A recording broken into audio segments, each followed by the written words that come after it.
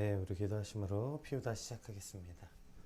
하나님 감사합니다. 오늘도 말씀 앞에 우리를 불러주시고 주의 말씀을 묵상하게 하시니 감사합니다. 오늘도 주의 말씀 붙잡고 하루를 살게 하시고 특별히 우리 안에 있는 참 이중적인 어리석음을 깨닫게 되는 이 아침이 되게 하여 주시옵소서. 감사합니다. 예수님 이름으로 기도드립니다. 아멘.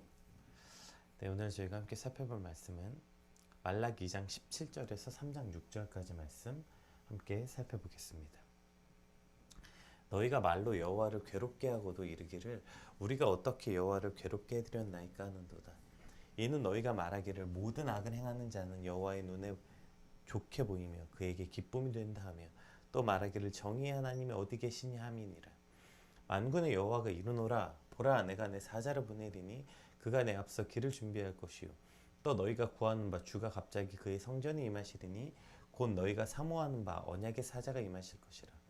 그가 임하시는 날을 누가 능히 당하며 그가 나타나는 때에 누가 능히 서리요.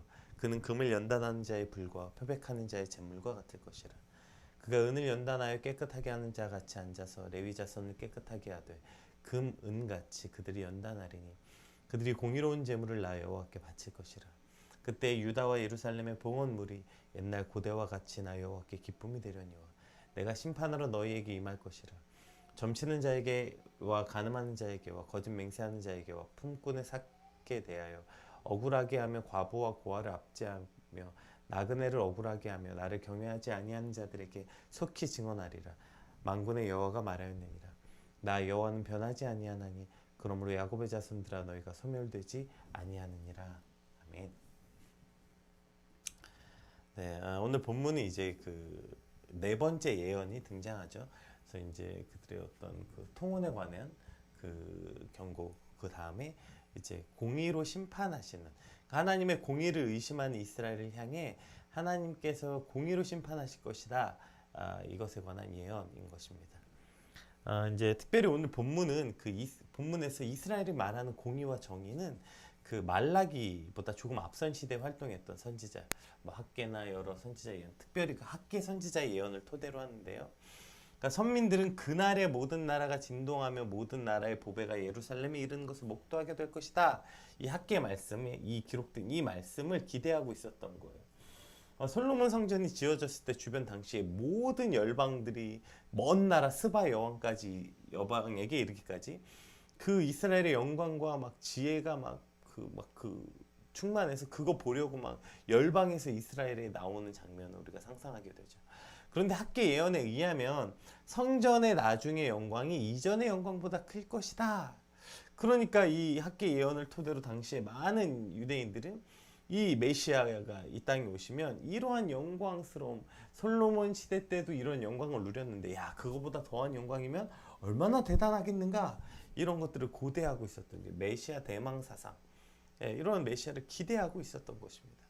그래서 영광의 이스라엘과 파멸의 이방인들, 그때가 오면 이스라엘이 영광을 얻고 주변의 그 이방인들은 파멸을 얻을 것을 기대했는데 오히려 그 일은 10년이 지나고 20년이 지나고 30년이 지나도 현실은 오히려 반대의 일들. 이스라엘은 점점 어렵고 이방 나라들은 더 강성해서 이스라엘을 괴롭게 하는 이러한 일들 앞에서, 이런 현실 앞에서 그들이 절망과 회의에 빠져 있었어요. 그래서 지금 이스라엘이 마치 이와 같이 그 하나님 앞에, 감히 하나님 앞에 이렇게 비꼬듯이 이런 고백을 하게 되는 것입니다. 17절 그들이 뭐라고 고백했는지 한번 봅시다. 너희가 말로 여호와를 괴롭게 하고도 이르기를 우리가 어떻게 여호와를 괴롭혀 드렸나이까 하는도다. 이는 너희가 말하기를 모든 악을 행하는 자는 여호와의 눈에 좋게 보이며 그에게 기쁨이 된다 하며 또 말하기를 정의의 하나님이 어디 계시느냐, 어디 계시냐 함이니라. 그러니까 지금 오늘 그들의 이스라엘의 말이 여호와를 괴롭게 하였다, 이런 표현이 있어요.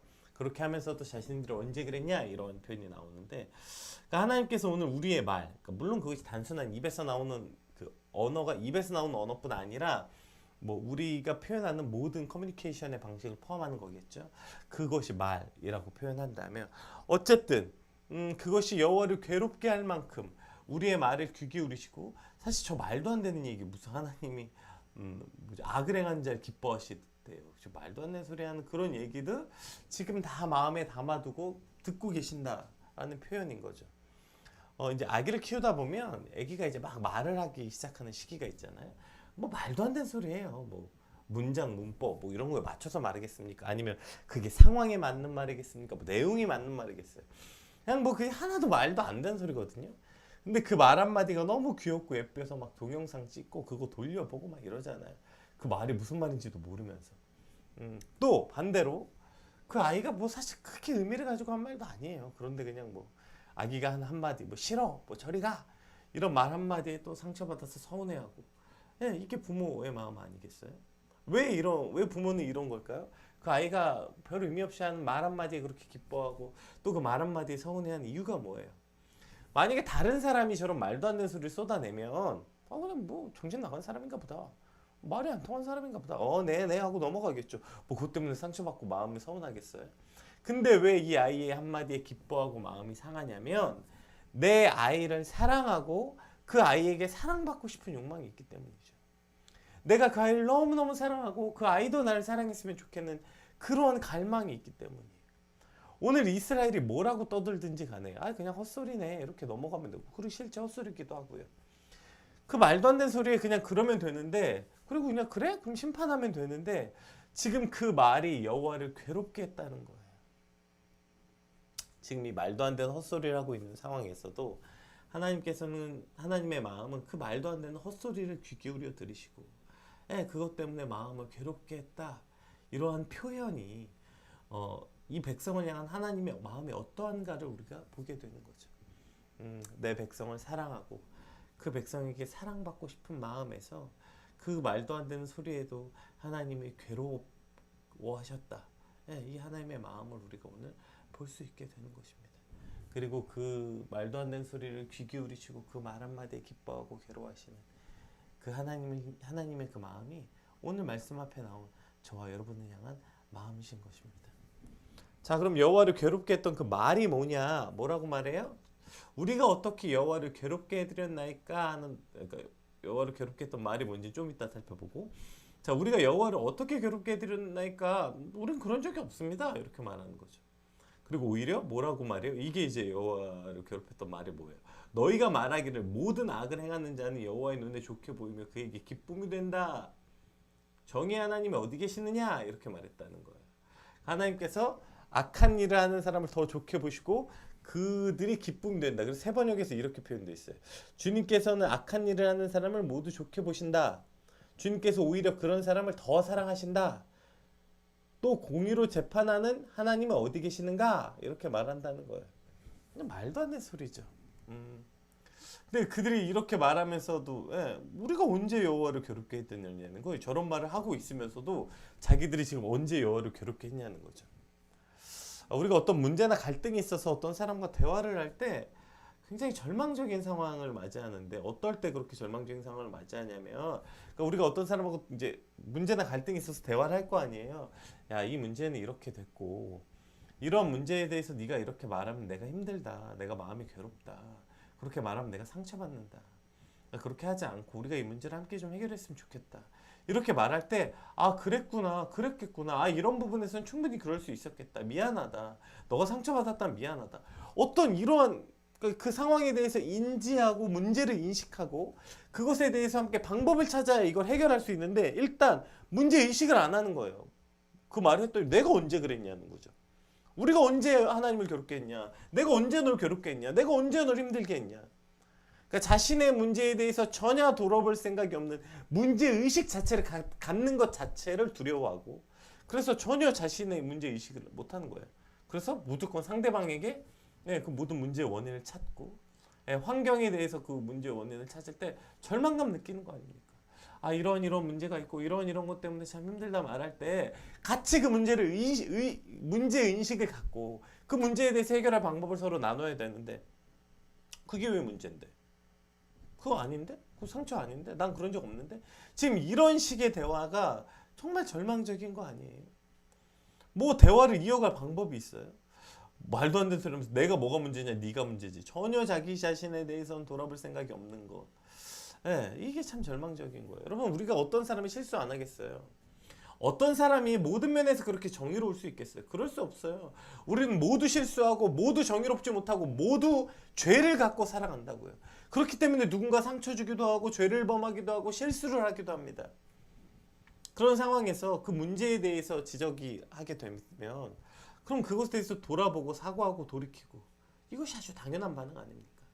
그런데 전혀 그것을 인정하지 않고 상대방 탓하고 상황 탓하고 문제 인식 자체를 안 하려고 하는 것. 예, 나중엔 누구 탓까지 해요? 나를 낳아주신 부모님 탓. 뭐 그 요즘에 그런 프로그램 많더라고요. 무슨 범죄에 관해서 그 옛날 그 프로파일 아마 그 드라마가 굉장히 히트해서 그런가 봐요. 그 뭐 프로파일러 드라마 유행하고 나서부터 요즘에 뭐 굉장히 많은 드라마 그 이런 범죄 뭐 형사들이 나와서 뭐 전직 형사들이 나오고 막 그 어쨌든 뭐 그래서 어떤 사건에 대해서 서로 분석하는.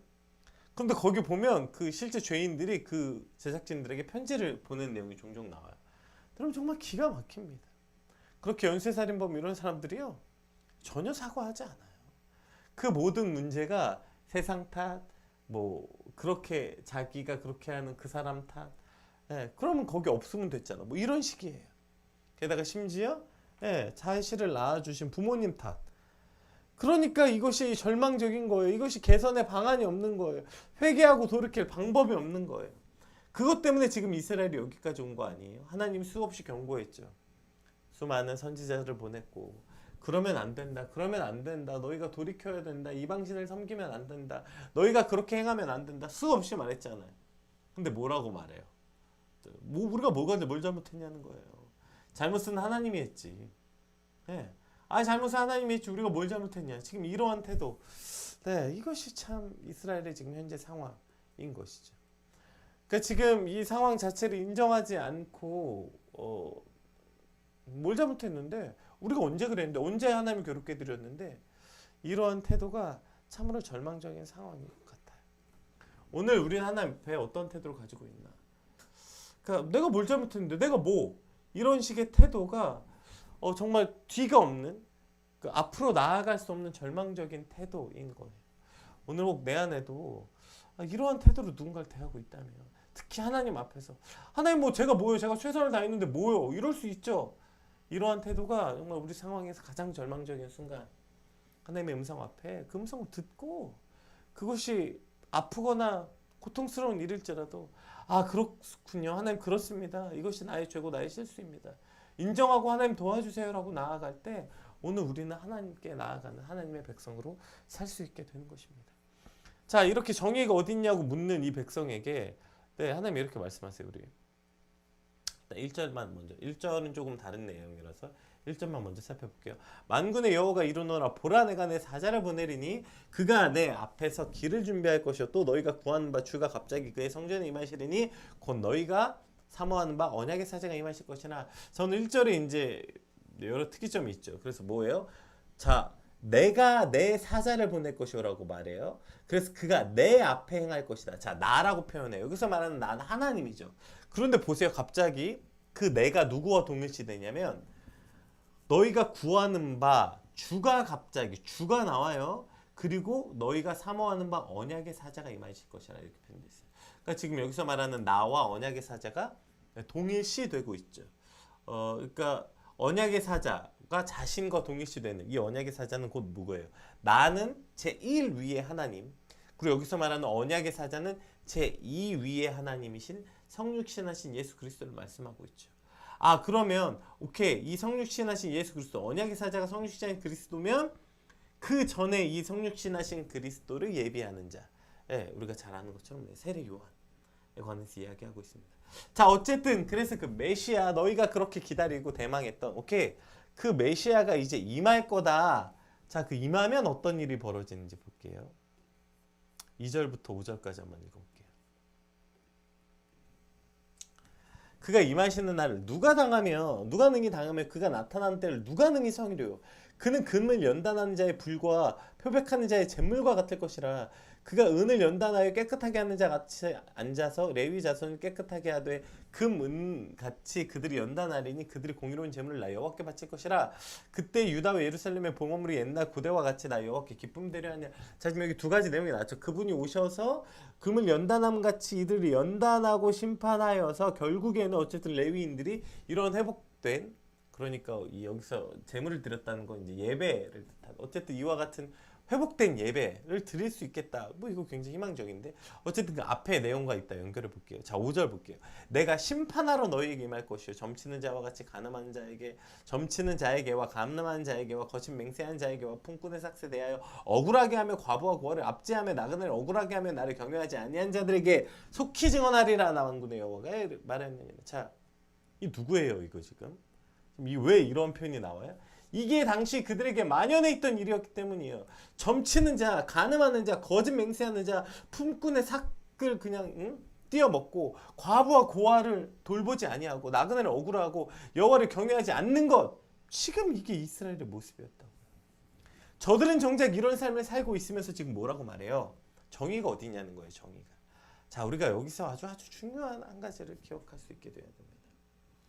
그러니까 지금 저들이 정의가 없다고 부르짖고 있잖아요. 공의가 없다. 정의가 어딨냐. 정의 하나님이 어디 있는가 지금 부르짖고 있잖아요. 그럼 그들이 말하는 정의가 뭐냐고요. 지금 저들이 말하는 이 정의가 얼마나 간사하고 이중적인가를 우리가 살펴보아야 하는 것이죠. 여러분, 저들이 말하는 정의가 뭐예요? 저거라고 솔로몬 성전이 다시 이 땅에 와서 우리가 성공하고 우리가 높아지고 이방 민족을 심판받는 거, 이게 그들의 정의였어요. 그들에게 정의는 자신들의 지금 잘못됨, 그러니까 지금 모든 원망이 그래서 하나님께 가 있는 거죠. 지금 이 모든 일이 일어나는 건 우리가 정의롭지 못하고 우리가 하나님 말씀대로 돼 있지 못하고 우리가 타락하고 우리가 죄를 범하여서가 아니라 정의가 없어져서 그렇다고 말하는 거예요. 그러니까 이방 민족을 향해서, 물론 이방 민족도 뭐 전혀 정의롭지 않았을 거 확실합니다. 저들은 하나님을 모르는 백성이고 저들은 악하고 나쁜 사람들이었겠죠. 그렇게 해서 그들을 향해 왜 저들을, 저 악한 이들을 심판하지 아니하십니까? 수없이 얘기합니다. 그런데 오늘 2절에서 뭐라고 말해요? 그가 임하시는 날을 누가 당하며 그가 나타난 때에 누가 능히 서니려. 그는 금을 연단한 자의 불과 표백하는 자의 잿물과 같을 것이다. 그 정의가 결국에 그 상대방을 향한 것만이 아니라 그 정의가 세워지면 너희도 그 앞에 설 수 없다는 거예요. 누가 능히 그 앞에 서겠냐는 거예요. 지금 무슨 착각을 하고 있는 거예요, 이 사람들은? 여호와의 정의가 서면 자신은 상을 받고 이방인들은 벌을 받을 것이라고 하는 거예요. 그런데 너희가 왜 상을 받냐는 거예요. 그 앞에 누가 능히 설 수 있다고. 너희가 지금 저러한 죄 가운데 있는데 너희가 점치는 자, 간음하는 자, 거짓 맹세하는 자, 품꾼의 삭을 억울하게 하는 자, 과부와 고아를 압제하는 자며 나그네를 억울하게 하는 자인데, 그 정의가 서게 되면 너희가 먼저 심판받을 텐데, 너희도 동일하게 심판받을 텐데 지금 무슨 생각으로 정의를 부르짖냐는 거예요. 저들의 이 정의에 대한 이중적 잣대가 얼마나 간사한지 우리가 돌아보게 됩니다. 그리고 이것이 비단 저들에게만 그러합니까? 오늘 우리도 그런 거 아니에요? 상대방을 향해서, 세상을 향해서는 그렇게 정의를 부르짖고 공의를 부르짖죠. 야, 불의에 대해서 이건 불의하다, 이건 잘못됐다 말하지만 그 불의가 내 안에 있는 것은 생각지도 못하고, 하나님 세상이 말씀인데 왜 저걸 저대로 내버려 둡니까? 왠지 아세요? 하나님 그거 심판하면 너부터 심판해야 되니까요. 오늘 나부터 심판해야 되니까요. 그래서 하나님의 공의를 이렇게 기다리고 또 기다리고 계시는 거예요. 하나님의 공의가 없어서가 아니라, 그 공의가 더디움이 아니라 그 공의를 심판하는 것 자체가, 그것을 심판하게 되는 것이 오늘 우리를 향한 것이기 때문이죠. 그러니까 이 공의가 뭐 지금 이루어지지 않는다, 늦게 온다, 뭐 이런 착각들은 사실은 그것이 공의가 일어나지 않기 때문이 아니라 그 말씀이 사실 오늘 우리의 죄이기 때문이에요. 그래서 하나님은 또 참고 계시는 거죠. 그분은 공의의 하나님이시면서 사랑의 하나님이시기 때문에 악인이라도 죽는 것을 기뻐하지 아니하고 돌이켜 구원에 이르기를 원하시는 분, 그래서 하나님은 악인에 대해서 공의를 즉시 집행하지 않고 오래 참으신다고요. 놀랍게도 그것이 나를 위함이기도 한다는 사실입니다. 그런데 무슨 나는 언제부터 의인이라고, 나는 의인으로 선정해놓고 하나님 저 악이 왜 저 악을 심판하지 않으십니까? 정의의 하나님이 계십니까? 안 계십니까? 이런 말도 안 되는 소리를 하고 있는 거죠. 왜요? 정의의 이중적 잣대, 나에 대해서는 그 정의의 잣대가 그냥 이만하고 남을 향해서는 그것이 얼마나 마이크로미터까지 정확한지, 이 정의에 대한 이중적 잣대가 스스로를 돌아보지 못하게 되는 것이죠. 물론 오늘 그 메시아가 오실 때 그가 예배를 회복시키시고 그 레위인을 회복시키셔서 깨끗하게 하실 것이다, 그렇게 깨끗하게 하실 것이다 하셨지만, 그런데 아직 그 일이 일어나지 않고 있는 거죠. 그래서 6절에 뭐라요? 나 여호와는 변하지 아니하나니 그러므로 야곱의 자손들아 너희가 소멸되지 아니하니라. 그 정의의 하나님이 오셔서 심판하게 돼도, 그러나 너희가 잘해서가 아니라 나 여호와 하나님이 변하지 않는 분이라서, 그분은 신실하신 분이라서 그 약속을 지키기 위해서 너희가 소멸되지는 않을 것이다. 너희를 멸망시키지는 않을 것이다. 왜요? 그것이 하나님의 약속이었기 때문이죠.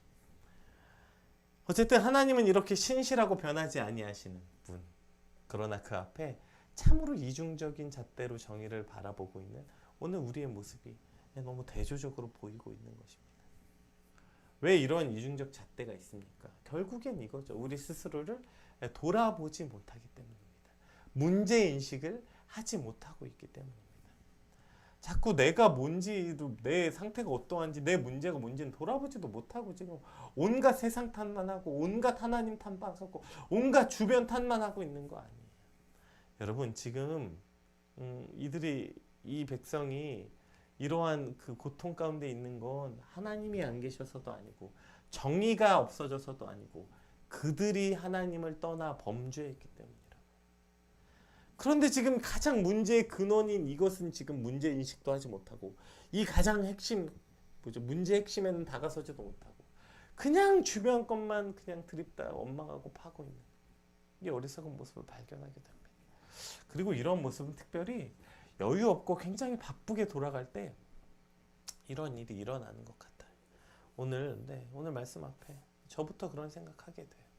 정신없이 쳇바퀴처럼 돌아간 하루 일생이 또 시작되는데 그 문제의 근본을 보게 하여 주시옵소서. 그냥 정신없이 그렇게 가다 아무 생각 없이 불평불만을 내뱉고 아무 생각 없이 문제를 남의 탓으로 돌릴 때 그 문제의 근원인 나부터 온전히 돌아볼 수 있는 믿음을 주시옵소서. 오늘 그러고자 이 아침 시간이 필요한 거 아닙니까? 하나님 말씀 앞에 나를 온전히 조명하고 비춰보기 위해서 오늘 이 자리가 있다는 거예요. 그 이중적 잣대로 우리가 얼마나 많은 정의를 판단하고 재단하고 있는지, 그것은 오늘 나에게부터 그 연단하시는, 금과 은을 연단하시는 그분이 잿물과 같이 오늘 그 잿물에 오늘 우리를 담가 깨끗게 하고, 그렇게 깨끗한 정결한 음과 금과 같은 주님 내가 되게 하여 주시옵소서. 세상이 아니라 뭐 누구를 정의롭게 하고 뭘가 아니라 오늘 나부터 그렇게 정결한 금과 은으로 잿물에 담긴 것처럼 깨끗하게 되는 주님, 여기서부터 출발하게 하여 주시옵소서. 그 정의가 나에게 먼저 동일한 기준으로 실현되게 하여 주시옵소서. 우리 같이 받은 말씀 놓고 함께 기도하겠습니다. 기도합시다.